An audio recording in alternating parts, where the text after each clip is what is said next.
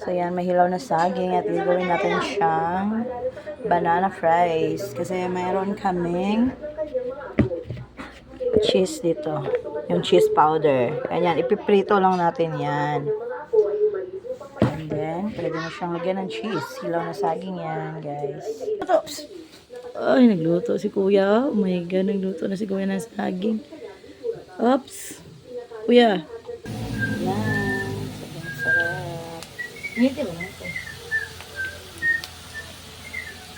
Sobrang sarap ng saging. Lagyan mo siya ng cheese powder pag naluto niya. Yan, naluto na siya. Yan. May second batch pa. Second batch. Yan. Ito lang yan.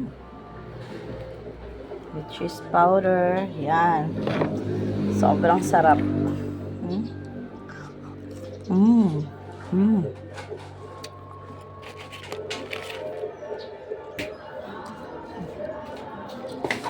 Harap. Yeah. Yun na.